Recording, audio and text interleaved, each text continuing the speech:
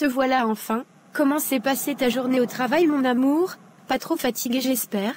Oui, ça va, c'était une journée comme les autres, mais attends une minute, tout va bien? Pourquoi cette question? Bien sûr que tout va bien. Pourquoi est-ce que quelque chose n'irait pas? Je ne sais pas, peut-être parce que tu ne m'as jamais accueilli comme ça? Tu exagères? Je suis juste contente de te voir, c'est tout. Tu es fatigué? Oui, un peu, c'était une longue journée, mais pourquoi tout cet enthousiasme aujourd'hui? Allez, arrête de poser des questions inutiles. Va prendre une bonne douche, détends-toi un peu, j'ai préparé ton plat préféré ce soir. Attends une seconde, qu'est-ce qui se passe ici? Pourquoi tu réagis comme ça? Qu'y a-t-il de bizarre à ce que je cuisine pour mon homme? Parce que, soyons honnêtes, tu ne cuisines jamais, en général. Tu commandes la nourriture, ou tu me demandes d'aller chercher quelque chose, alors oui, c'est un peu surprenant. Eh bien, les choses changent, j'ai réalisé que je dois prendre soin de toi, tu es mon roi. Toi, tu me traites de roi maintenant, Nadège, sois honnête, qu'est-ce que tu veux vraiment? Je veux juste te montrer à quel point tu comptes pour moi, est-ce si difficile à croire? Pour être franc, oui. Tu es vraiment trop suspicieux, je suis désolée si par le passé, je n'ai pas toujours été attentionnée, mais je veux changer les choses. Pourquoi maintenant? Pourquoi ce changement soudain? Parce que tu le mérites, tu es un homme bon, tu as toujours été là pour moi, même quand je me comportais mal. Ça ressemble à un piège, tu es sûr que tu ne me caches rien?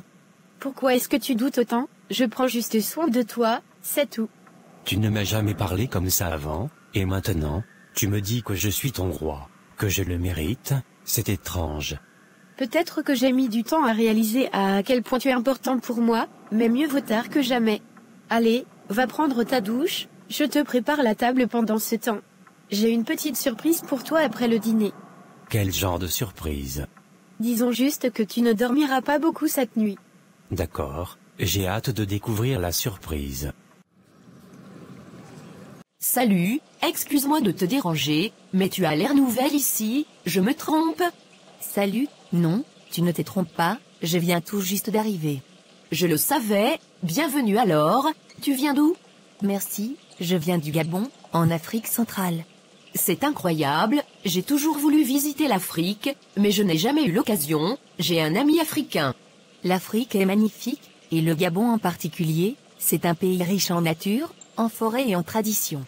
Ça doit être tellement différent d'ici, comment trouves-tu l'Angleterre jusqu'à présent? Honnêtement, c'est impressionnant, tout est bien organisé, mais c'est un peu intimidant aussi, les gens ici sont gentils, mais parfois je me sens un peu perdue. Oui, je comprends. Ça doit être un gros changement, et côté météo, tu ne trouves pas ça un peu déprimant? Chez moi, il fait chaud et humide presque toute l'année, ici c'est frais et parfois sombre, je ne suis pas encore habituée. Je suis sûre que ça ira, alors qu'est-ce que tu étudies? Je fais un master en administration des affaires, et toi? Intéressant, moi je suis en sciences politiques, mais je pense qu'on doit avoir des cours en commun. Peut-être, j'ai des cours sur le leadership et la gestion internationale, mais je n'ai pas encore exploré tous les modules. Tu verras, les profs ici sont assez cols, mais certains sont très exigeants. Tu as eu des cours avec le professeur Williams, le professeur de géopolitique. Pas encore, on m'a dit qu'il était strict, c'est vrai? Oui, mais il est aussi très brillant, il te pousse à donner le meilleur de toi-même. Ça, c'est une bonne chose, j'espère juste m'habituer rapidement à leur méthode d'enseignement. Tu vas t'en sortir, tu parles très bien anglais d'ailleurs. Merci, je dois encore m'améliorer, j'ai toujours peur de faire des erreurs. Ne t'inquiète pas, même nous, on fait des erreurs, et si tu as besoin d'aide, je suis là. Merci beaucoup, c'est trop gentil de ta part. Dis-moi, et côté nourriture, tu as essayé des plats typiques anglais? Pas encore, j'ai goûté à quelques trucs comme le fish and chips, mais c'est tout. Tu dois essayer le Sunday roast et le Yorkshire pudding, ce sont des classiques. Je note ça, et toi, tu as déjà goûté à des plats africains? Pas vraiment, mais j'ai entendu parler du poulet yassa. Le yassa est sénégalais, mais c'est délicieux. Au Gabon, on a le nyambo, une sauce à base de pâte d'arachide et de viande. Si tu visites un jour, je t'invite à goûter. Marché conclu. Et côté logement, ça va? Oui, c'est correct. C'est une résidence étudiante, les chambres sont petites, mais ça va. Oui, les logements étudiants ici sont toujours comme ça, mais tu t'y habitueras. J'espère, et toi, Tu vis où? Je partage un appartement avec 2 amis, c'est sympa, mais parfois bruyant. Ça doit être animé, au moins. Oui, c'est vrai, et côté activité, tu comptes rejoindre des clubs ou associations? J'ai réfléchi, j'aimerais bien rejoindre un club de danse, ou peut-être une association culturelle. Bonne idée, ça t'aidera à te faire des amis rapidement. En tout cas, si tu as besoin de quoi que ce soit, n'hésite pas à demander, ça doit être dur de s'adapter, mais tu n'es pas seul. Merci beaucoup, c'est gentil, je vais essayer de m'intégrer. Tu y arriveras, j'en suis sûre. Au fait, je m'appelle Émilie. Moi, c'est Darlina, enchantée Émilie. Enchantée Darlina, si tu veux, on pourrait se retrouver pour un café un jour. Avec plaisir, merci encore. Papa, tu sais, j'ai beaucoup réfléchi ces derniers temps, mon amie Darlina est partie en Angleterre pour continuer ses études, et je me dis que moi aussi, je ne veux pas m'arrêter juste à une licence, avec un master, j'aurai plus de chances de trouver un bon travail et de réaliser mes rêves. C'est une belle ambition, ma fille, et je suis fier de toi, mais pourquoi veux-tu absolument partir? Il y a de très bonnes universités ici au Gabon. Je sais qu'il y a des universités ici, mais étudier à l'étranger offre d'autres opportunités, je pourrais apprendre une nouvelle langue, découvrir une autre culture, et surtout, obtenir un diplôme reconnu partout, ça pourrait vraiment m'ouvrir des portes.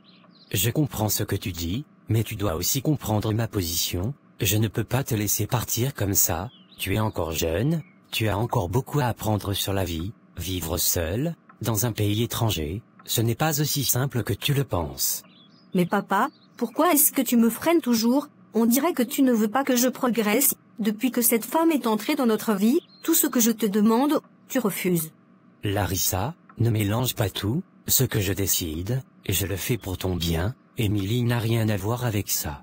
Depuis qu'elle est là, tu refuses presque tout ce que je demande, on dirait que je ne suis plus importante pour toi. Larissa, arrête ça tout de suite, tu sais très bien que tu es la prunelle de mes yeux, si je dis non, c'est parce que je t'aime et que je veux te protéger. Me protéger de quoi? Darlina est partie et elle s'en sort très bien, pourquoi moi, je ne pourrais pas faire pareil? Tu penses que je ne suis pas capable de m'en sortir seule? Ce n'est pas une question de capacité, c'est une question de maturité. Darlina est peut-être prête pour ce genre de responsabilité, mais toi, je pense que tu as encore besoin de temps. Papa, tu sais à quel point j'ai toujours voulu avancer dans la vie, je ne veux pas me contenter de ce que j'ai maintenant, je veux plus, je veux grandir, je veux apprendre. Et c'est bien, mais parfois, il faut savoir patienter, je ne dis pas que je ne te laisserai jamais partir, ce que je dis, c'est qu'il faut attendre le bon moment. Mais quand ce moment viendra-t-il, papa, j'ai l'impression que tu me retiens juste parce que tu as peur de me voir partir. J'ai peur, je t'ai élevé seul depuis la mort de ta mère, tu es tout ce que j'ai, te laisser partir si loin, c'est comme si je perdais une partie de moi-même.